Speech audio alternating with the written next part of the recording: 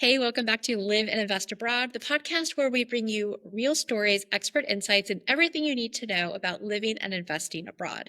Today, we're traveling to Mexico. We're going to Puerto Vallarta to speak with Shasta Townsend. She is a Canadian expat who has lived in Mexico for over 5 years, and she is a real estate expert in the area. We're going to find out about some of the facts versus fiction of life in Mexico. Let's dig in.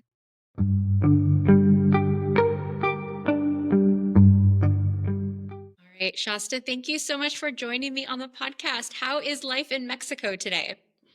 It's great, sunny. I say we have 360 days of sun, and that's pretty much true here in Puerto Vallarta. I think we have 5 days of cloud, which is kind of amazing when I moved here from Canada.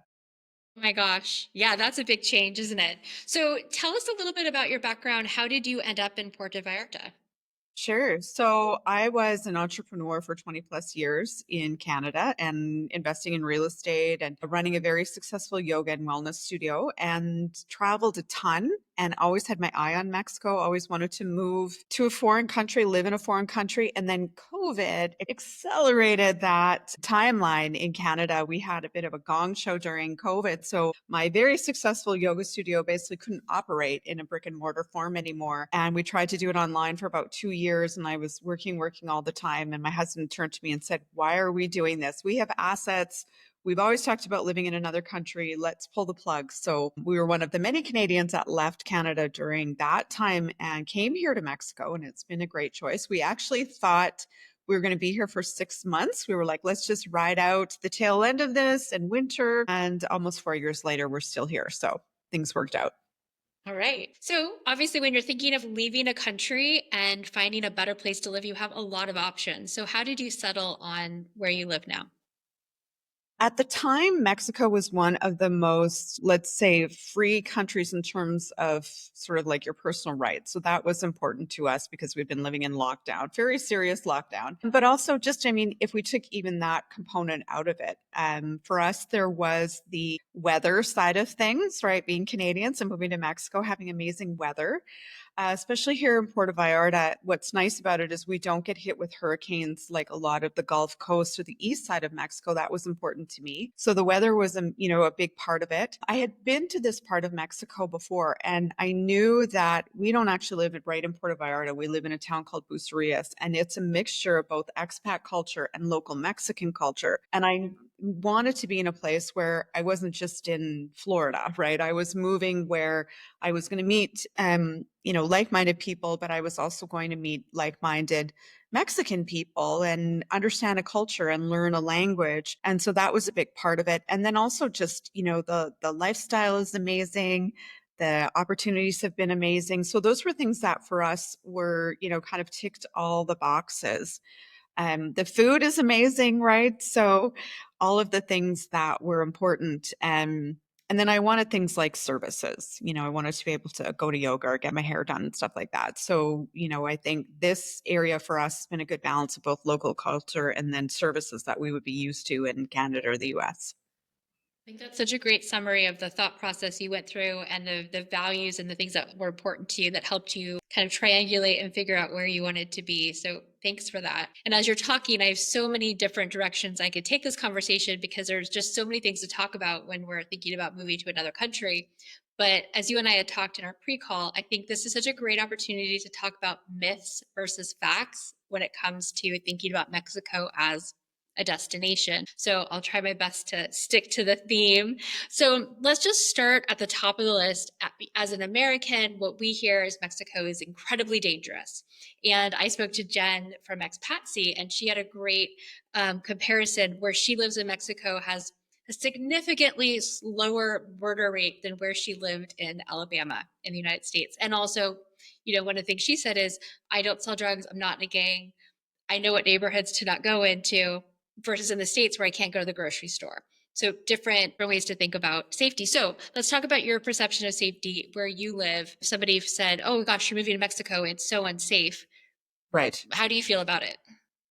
So one, there's some propaganda towards Mexico. I don't know why and where it comes from exactly. It's been going on for decades, if not hundreds of years. Particularly, we have it in Canada, but particularly from the US. And so there's an overarching, my God, the whole country is, just bandits, thieves, and, murderers. And one, from a purely living here perspective, that's 100% not true. I have been here by myself. My husband's traveled back to Canada, traveled to the US. I've been a woman on my own here. I help single women, LGBTQIA, Black, Indigenous, Asian people move here all the time. And they tell me I feel safer here. And in fact, Jalisco and Nayarit have the highest human rights scores in all of Mexico. And Mexico scores fairly high in the human rights, like LGBTQIA, BIPOC treatment.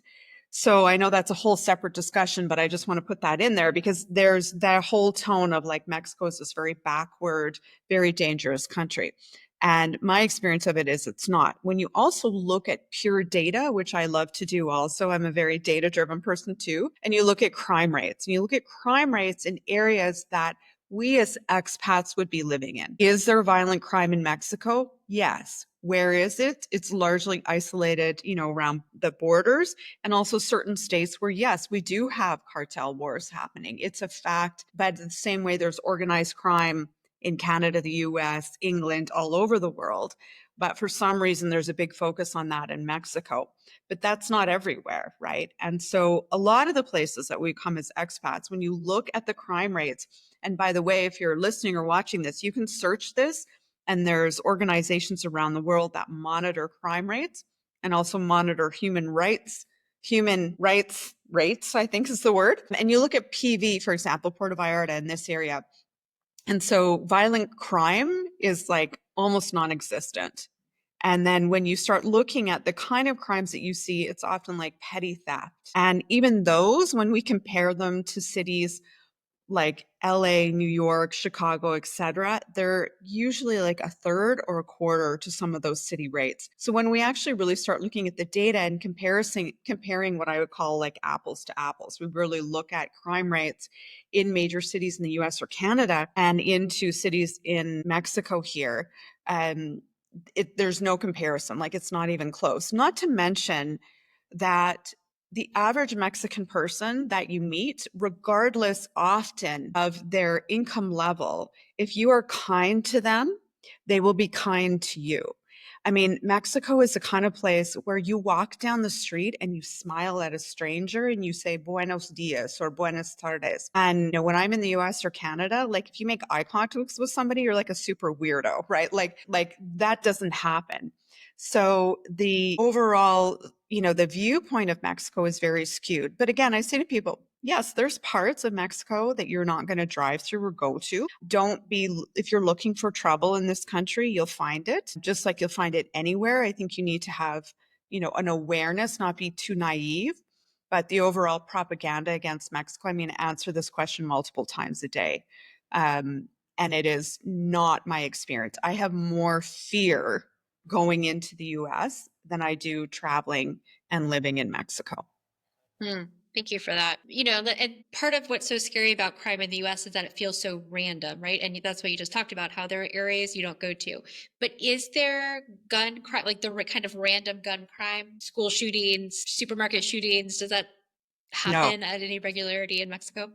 no, I think in fact, Mexico has ever only had one mass shooting, and it was years ago. So the level of mass shootings that we see in the US, it's not in Mexico. It's not the same thing. Now, when you see shootings or shootouts, again, these are not generally in areas where we as tourists or expats would be going or living. It's often, again, cartel violence. So do they have every so often, yes, shootouts the same way, the Italian mafia might have it in New York City or Toronto or, Russian mob or all of those organized crime that does exist worldwide, and you get caught in the crosshairs of it. Yes, it does happen. Is it random violence and the level that we now see that's happening in the US? No, it is not. And Mexico's an interesting country because it actually just ranks now as the number 3 happiest country in the world. And so why? Why did Mexico? They moved from, I think it was 10 up to number 3. So some countries dropped down. But Mexico has a huge emphasis on social relationships and family. And I'm not talking Christian family values. I'm talking about you help each other, you get together. Relationships are a huge thing here. It's very, very social culture. And you do not actually have a lot of the governmental agencies. So you have to rely on friends, family, and the community, the church sometimes to actually, basically provide things. And so what I think happens out of that is that, I mean, and I'm not a social behaviorist by any means, but you have a very strong network of relationships and family and community in Mexico. And so the sort of I don't know, for lack of a better word, psychopathic behavior that we see sometimes in Canada and the US coming from a variety of reasons. I'm not saying it's only one thing, but I think, and there's a lot of smarter people than me that have said, because of the relationships of family dynamics, the way people stay very interconnected and there's high social support, is that, I don't know, people just are happier. They don't have that level of aggression and expressed aggression. Even when you drive in Mexico, it's a bit of a gong show. Like, it's kind of crazy driving here. But nobody gets angry, right? And like, I moved here from just outside Toronto, and it's like everybody's angry all the time driving, and it's an explosive experience, right? Everybody dropping the F-bombs all the time. Here in Mexico, someone cuts somebody off and they just kind of go on their way. And I always think, how interesting that nobody's losing their shit all the time. They're just kind of moving along. And I don't want to paint a completely innocent picture of Mexico. Is there an underbelly? Are there things happening? Of course. But the level of violence, random violence, gun violence, aggression, social isolation, it's just not. It's just a very different culture. And I say, at the age of 50, I have more friends than I had at 15. And so it's a real interesting bonus that I didn't know would happen moving here, is meeting so many people at midlife, having a very strong network of friends that are both foreigners like myself or expats, but also Mexican nationals. So it's a lovely surprise. But that was a long answer. But anyways. No, thank you for that, because I think I think it's important to really clear that up. And it's hard to listen to anything else if fear is your top concern, right? So I think the next myth is that Mexico is dirt cheap. So I'd love to talk about your experience with the cost of living. As somebody who's lived abroad in multiple places, I know that like what the country's average cost of living is not what me as an expat American can consider an average cost of living. Just I'm going to want different things. I'm used to different services and all of that. So as North American coming to Mexico, what's the real cost of living experience? Yeah, I think the way that you just said it is really perfect. So there's two things that I want to say that I think are important here. And the first one is, and I don't want to sound like a jerk, but I think we need to be careful of having an exploitive attitude of countries where we think as expats or foreigners, I'm going to go in and live as cheaply as possible and live off the country and live off others as cheaply as possible. And I really bristle at that. I say to people, if you come to Mexico and you're here to exploit people and exploit the culture, please don't come, because we don't need any more of that. So I think we have to have a consciousness as expats of not just being exploitive. And so much of the conversation about moving abroad or moving to a foreign country is about how much money you can save. And yes, you can save money on certain things, absolutely. But what I'm afraid of and what I see is it sets a tone where we have an expectation that basically we should be able to live in paradise and pay pennies and be treated like royalty. And that's a very dangerous conversation versus the conversation of, as you just positioned this, how does this compare? What are reasonable expectations that I need to have? And when we look at, so to answer that question. When we look at, because my expertise is really Puerto Vallarta and Riviera Nayarit, right? We look at real estate purchases here. So I always say to people, there was a 3-bedroom oceanfront condo in probably the most luxury building in the Bay just recently for sale. And it was for sale for 900,000. Now, maybe you think that's really high, but if you do a comparison to a 3-bedroom luxury condo in Miami, it's at 2.2. If you do a comparison to a 3-bedroom luxury condo in Vancouver, you're at like 3.5. So when we start doing pure comparisons of real estate into markets that, really would be on the same threshold, you can see that it's about a third of the price points, right, of many of the American US markets.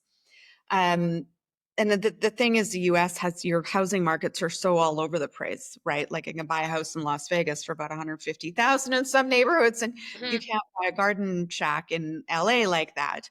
Um, but you could buy a house here for 150,000, So it also depends on what you're looking for. So you can buy in a Mexican community and you could probably buy a 3-bedroom house, um, probably be about 1,000 square feet for 150,000 US, and then you scale all the way up to $15 million mansions that are oceanfront. When we look at rentals, I still think the rental market is still very accessible here in the Puerto Vallarta area. You look at the rental market in, Toronto, Vancouver, American cities, if you can even find a rental.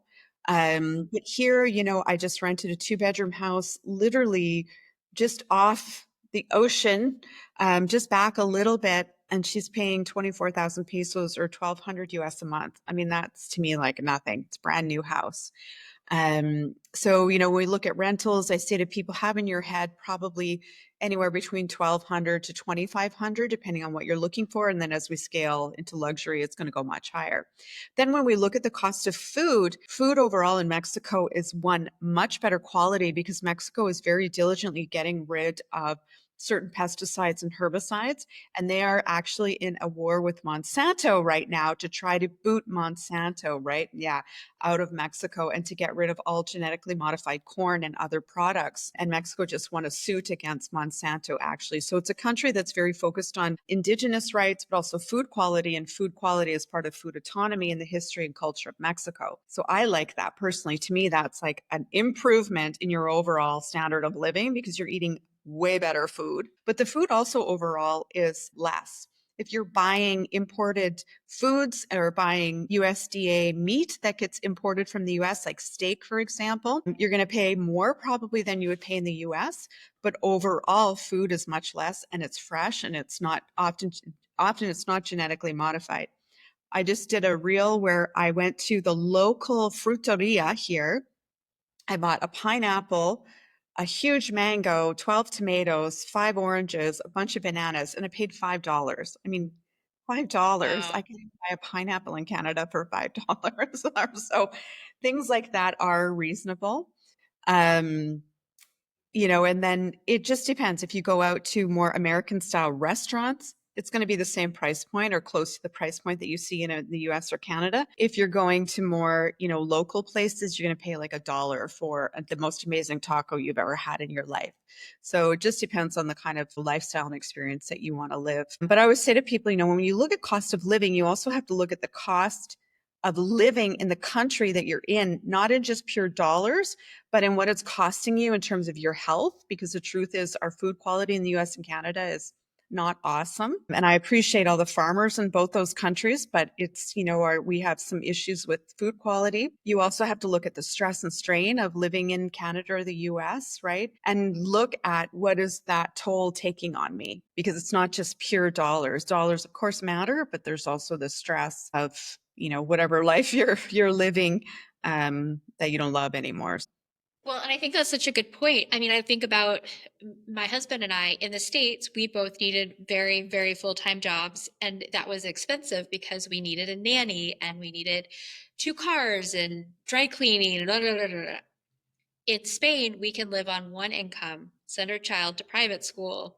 And because now we don't have to pay for a nanny, where like your life can be so different when you don't have some of these other constraints. There's also interesting things like In the United States, we buy greeting cards for everything, right? As an example, a greeting card is how much? Like $5.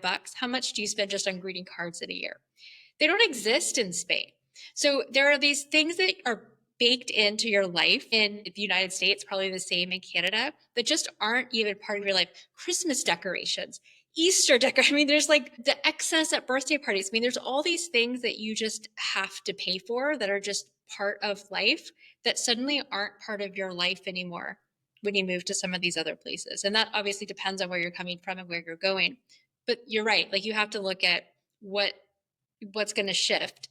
And also because the cost of living is lower, you, like you said, you don't have to work as much. Maybe you can consult part time versus working full time.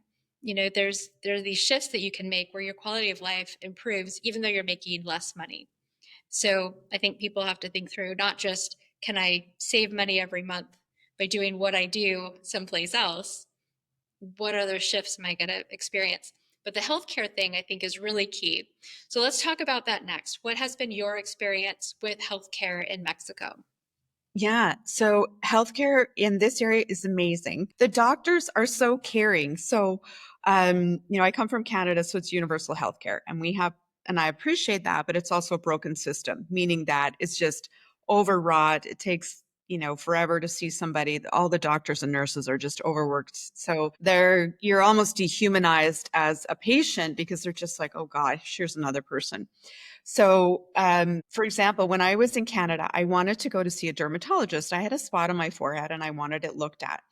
And I couldn't even get in to see a doctor. I had to go through telehealth. And by describing this to the telehealth person, I was put on a 3-year waiting list to see a dermatologist, 3 years. I come down to Mexico. I say to a friend of mine, I really want to get this checked out. He says, oh, here's the name of a dermatologist. I call her office. She says, can you come in next week? I pay her $50. She does a head to toe scan of my entire body, tells me all these things about, my skin and what I should be doing now I live here. No worries about this spot. I ended up having it removed. But I mean, it was like, I'm happy to pay $50 for that kind of care. The average cost of, sort of what we call private healthcare here in Mexico is so inexpensive, and you're getting world-class doctors. They've trained in Mexico, US, Europe, Canada, and they often have multiple degrees. But the big difference for me is actually like patient care. So my husband got sick a couple years ago with like some sort of food thing, like whether it was E. coli or something like that. And he was very ill. So I called up a doctor that or I called an office, a doctor's office that a friend of mine had given. And the doctor's office said, bring him in like immediately this afternoon. And so my husband went in, the doctor saw him immediately, no waiting in the waiting room for 3 hours, and said, oh, yeah, you have some sort of, parasitic infection. Take these things. If you don't feel better in 2 days, call my personal cell number. And I was like, when is the last time a doctor gave you his personal cell number? Like my mind was blown. And he said, oh, because you're friends with so and so, I'm not even going to charge you for this visit. And we said, no, no, no, charge us. And we ended up, he wouldn't take any money from us. We ended up buying him gift cards because I just felt better about that.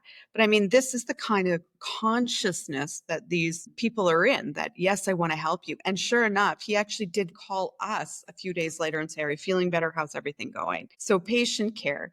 I needed blood work done. You can literally walk in. You don't even need a requisition.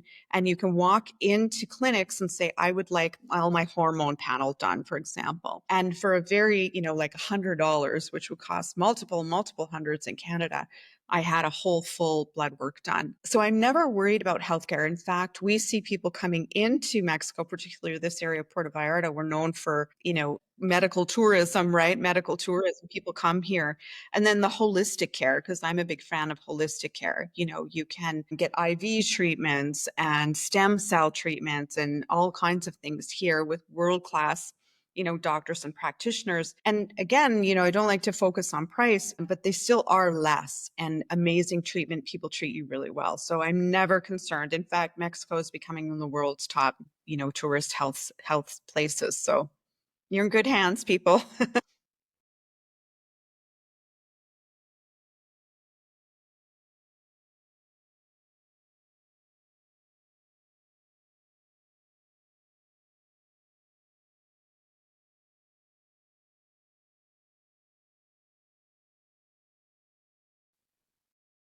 Yeah.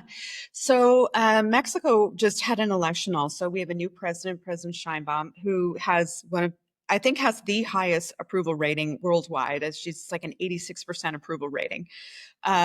So anytime, we had a Mexican election, US election, we're about to have a Canadian election. So why does that matter?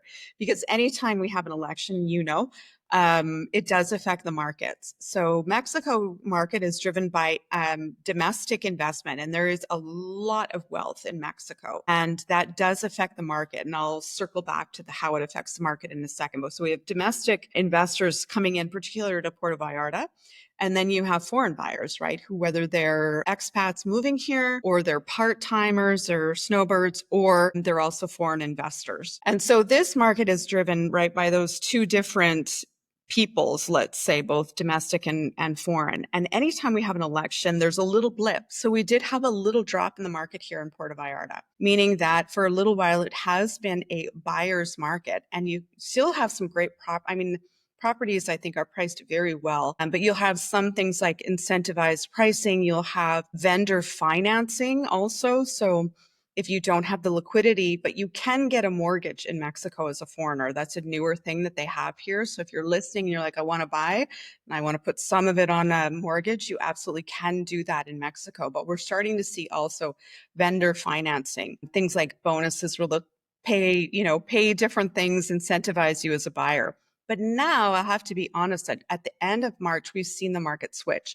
So now we're starting to see, things like 35 sales, which is a big number for our area in a day, just on Flex. And that's the recorded system, because there's a lot of things that aren't on Flex. So we're starting to see a real upswing in sales, I think, partly being driven by, we do have a bit of an American exodus right now. We do have a lot of people leaving the US right now, coming into this area, particularly LGBTQIA, because we do have one of the best and safest and most amazing places, in the world. And then also just foreign buyers, American and Canadian buyers. And then what's happening also is Canadians are pulling their investments out of the US and they're putting them in Mexico. So right now we're seeing a little bit of a rise in terms of the real estate market here. And there's still great properties, right? And there's still things that if you're listening and you want to move either as a buyer or an investor, there's price points that you can work with all over the place. And so keep that in mind. And then there's also, financing. And then what we're also seeing, it's very interesting. Puerto Vallarta in this area is a very interesting place because as an investor, and this is why we're seeing a lot of Mexican investment into this area, is we have pretty much a 365 tourist season. So I didn't know that when I moved here. So, we moved in October, and sort of the end of October to April-ish is what we call like foreigner high season. We call it high season. It's where you get a lot of Americans and Canadians, Europeans, Australians coming in.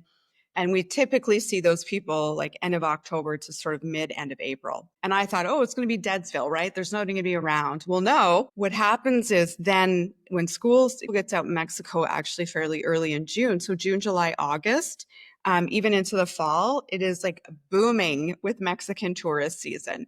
And so we see a lot of Mexican investment coming in, people from Monterrey, Guadalajara, Mexico City, all kinds of places, because Mexico is, the world's nearshoring capital, so companies that are coming into Mexico for manufacturing, tech, bio stuff out of the US, Canada, Europe, Mexico is a booming economy. And some of those inland cities they like to buy in Puerto Vallarta. So it's a really interesting market. And yeah, I would say there's price point and there's a home for everybody. But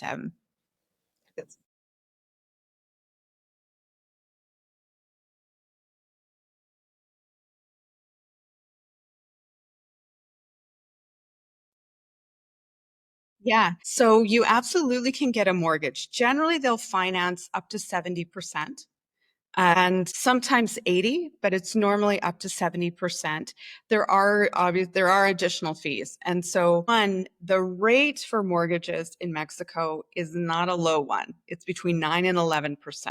So I always say to people, yeah, you got to do your math, okay? If you're cash flowing a property at 9, 10, 12, 15,000, some of my clients are, it may be worth it for you to take out a mortgage to have that kind of money. You just always have to do the math, right? Just always do the math in terms of an investment side. And because again, the other thing I should mention about our property market is the valuation of the market is increasing 25% a year. That means for everybody listening that your house, let's just make it an easy number, that was worth 100,000 this year. Next year will be worth 125,000. I mean, what in the world is paying you 25%? I mean, the valuation of the market. And since I moved here 4 years ago, that has been a year-over-year growth that we've seen. There's all the expectation is the valuation, property values are expected to continue to grow. So then you have to think about it. Well, if my property is growing in 22 to 25% in value a year, is it worth it for me to have a 9 to 11% mortgage? You have to do the math, don't get caught up in emotion, but you can do that. And also, as I said, compared to American and Canadian markets, you can still get really great properties for much less than you would pay in the US or Canada or Europe for sure. So taking all that into account. So you're going to pay 9 to 11%. This depends on the company you go with. And then they do have fees. And those fees vary, but expect to pay some of their fees around things. I try to always negotiate the heck out of those. And then in Mexico, we have closing fees, and they're normally 4% of your purchase. So again, just keep in mind, that's not a mortgage fee. That's literally your cost of closing, the real estate fees, lawyers' fees, notary fees, all of those things. So 4%. But financing is absolutely available, and it can be a great option. And then the other option that a lot of my clients are doing also right now are pre-sales, right? Pre-sales where you are putting a certain amount down, and then as the building is built, you're paying, installments along the way. And most of those pre-sales, when they deliver, you're going to have a 30 to 35% or more equity. So if you bought a pre-sale at 100,000, just for easy math, when the property delivers, it's expected to be evaluated about 130 to 135%, 135,000, excuse me. And again, with pre-sales there are risks. So I always say to people, we want to do the due diligence around the developer, make sure that a lawyer looks over all your paperwork, don't scrimp on those kind of things, use a vetted real estate agent, because in Mexico, and this year it's changing, thankfully, anybody could sell real estate. So it meant there was a lot of Wild West shenanigans happening, but Mexico is now getting on the bandwagon. So I'm a registered agent, an actual trained, certified agent, and that, for lack of a better word, in Mexico. So you want to make sure that you're working with someone like that, not just, somebody's cousin down the road.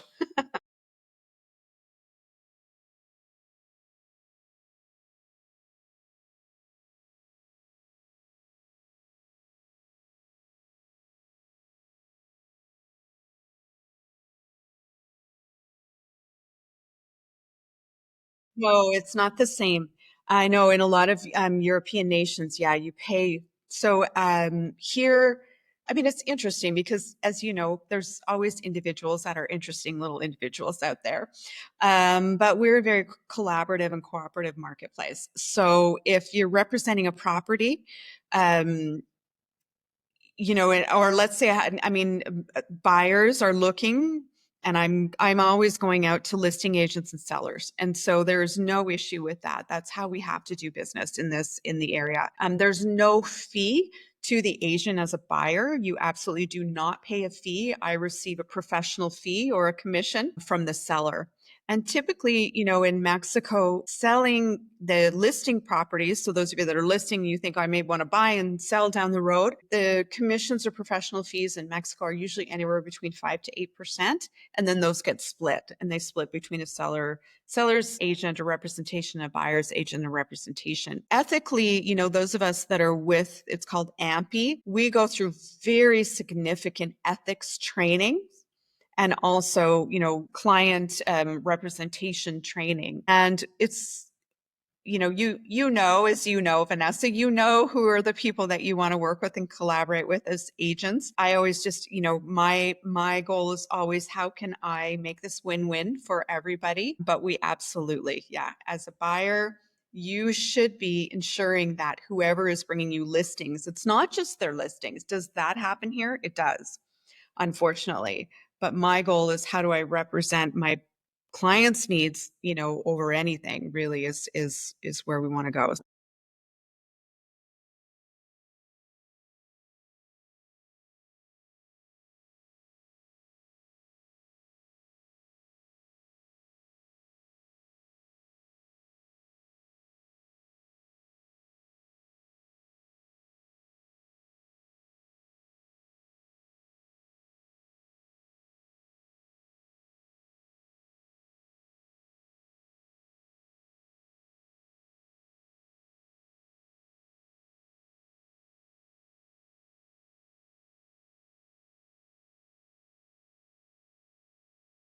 Yeah, absolutely. And the other thing that happens in Mexico, unfortunately, is a lot of the websites, if you type in Puerto Vallarta real estate, you'll get a lot of phishing sites that come up because that has not been yet regulated in Mexico. So you'll see properties, you'll think, oh my God, it's oceanfront for 300,000, right?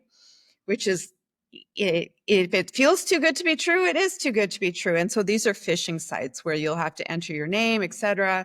Someone will call you, etc. And basically that property either never existed or it existed like 10 years ago. And so that's the unfortunate thing also about just kind of trying to do your own search. So again, you want to be on what's called Flex MLS in Mexico, or Flex in this area. I give it out for free to my clients. And I mean, anyone can go to my website and search the vetted flex. But if you just type in Google, like Puerto Vallarta and real estate, you're going to get all kinds of scammy stuff going on, unfortunately. But they are trying to change that. But it's also why, as you just said, Vanessa, making sure that you're working with somebody who is vetted and has vetted properties and can point you also towards the right engines.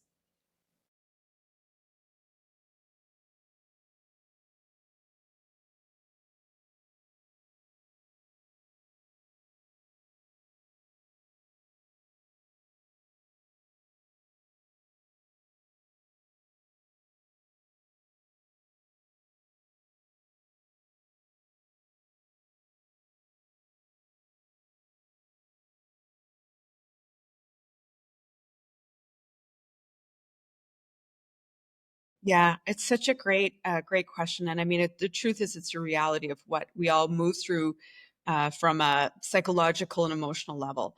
So the first thing that I always say to people is, be very mindful of who you let into your head, because there's often very well-meaning people in your life, and most of them are your friends and family, by the way, who think that they're protecting you, and they're actually just projecting their own stuff at you, whether it's their fear, their ignorance, their bigotry, their biases. I know when we were moving to Mexico and we were moving during COVID, right? I mean, and I hang out with very open-minded, amazing, well-traveled people, and it wasn't everybody, but the sheer level of projection that came at us of like, oh my God, what are you thinking? Hey, you can't do this, da da da. And we basically just held a boundary. So one, I would say to people, I really appreciate that you care about me, but I'm actually not up for the negativity. Please trust that I'm an adult and I have done my own research and I know what I'm doing. And I would just shut it down. And then emotionally and mentally, I would exercise that out of my brain. I'd be like, that is not my truth. That is not the reality of things. So one, being really mindful again of what you're letting in, and don't be afraid to hold boundaries. You really do need to hold boundaries with people at this stage, because your own mind is playing tricks on you. Your own mind is wired to keep everything the same. That's how the human mind works. We're wired for sameness. When you start to change things, like your little fear center, the amygdala fires up and looks for reasons to freak out. And there's lots of reasons to freak out, right? You can go to social media, talk to your mom, and they'll give you lots of reasons. The second thing that I did, and I always say to my clients also, remember why. Why are you doing this? Why? And if you can make your why bigger than the fear, then emotionally and mentally, it will keep you in a state of forward momentum. And then the third thing, as you said earlier, is I actually don't think people should try to do this alone. I mean, there's so many resources out there now, Facebook groups, like all of the supposed pundits out there. Sometimes they're sabotaging the crap out of you because there's 1,000 different voices. find whether it's a relocation expert or find, real estate expert, whatever it is, a visa expert, whatever you're working through, and really work with somebody who's trusted and can cut through the noise for you and actually give you honest, truthful information.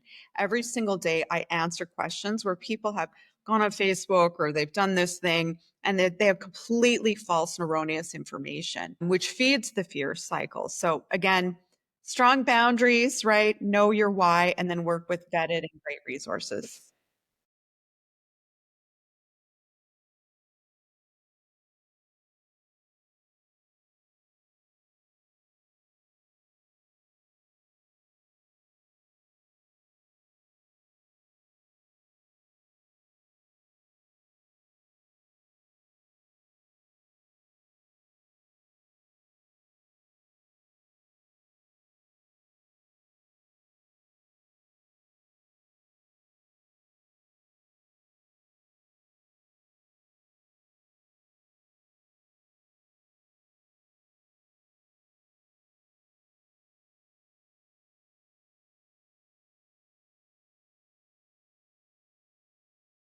Yeah. So, because Mexico has a very strong humanitarian and human rights perspective, so it really does. So, what's interesting is every day I have Americans ask me, is there a anti-American sentiment in Mexico because of what we see in US politics right now and the stance um, towards Mexico. And the reality is it's not that case.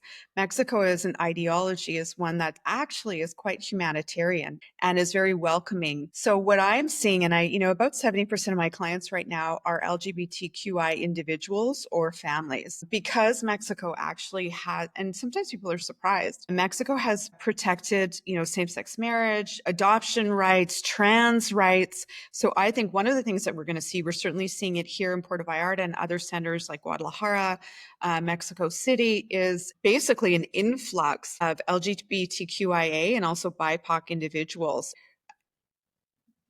I say yay. I'm so glad, but you're going to see, I don't know, this sort of like Mexico as being this place that's welcoming. I always say to people, Mother Mexico, is welcoming you. And so, for people who are like, I want to be somewhere that's safe and a sanctuary, this is the place to be. And because there's so many of us that are coming here, there's going to be interesting unfoldings from, I think, a cultural perspective, expat perspective, real estate perspective, investment perspective. The other thing that's happening in Mexico is that, the president is on a very strong development. So she's trying to both balance developmental and also environmental and indigenous, which in the world we haven't done that very well. And so she's really trying to grow Mexico's economy and grow Mexico and literally make the term hecho in Mexico, which means made in Mexico, a world-class brand, so to speak. So I think it'll be interesting because she's sort of setting the stage of how could we as countries grow our economy, grow industry, and yet be mindful also of indigenous rights and environmental rights. So we'll see what that, project sort of unfolds.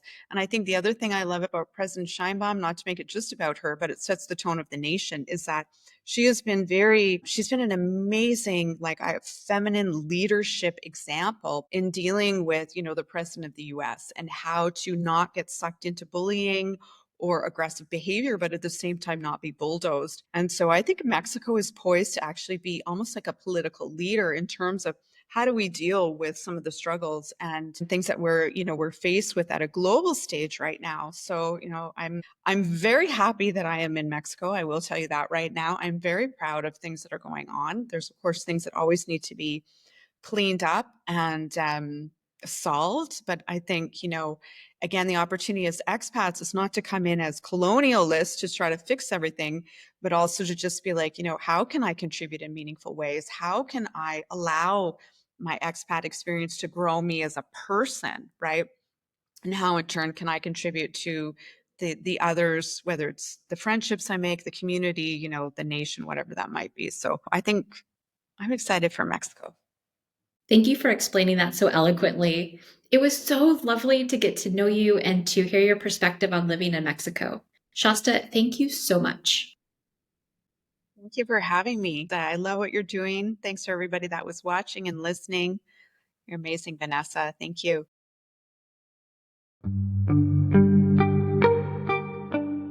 I've I'm so glad Shasta was able to help us separate facts from fiction when it comes to what life is really like in Mexico. I'm going to include Shasta's contact link in the description, so definitely reach out to her if you are looking for property in Puerto Vallarta. And hey, whether you're looking for property in Mexico or Panama or Europe, I likely know a real estate expert that I can refer you to who can help you navigate this process. Fill out my buyer matching questionnaire, and I will connect you to a local English speaking real estate expert who can help you navigate the process. Until next time, remember life's too short to not love where you live. Take care.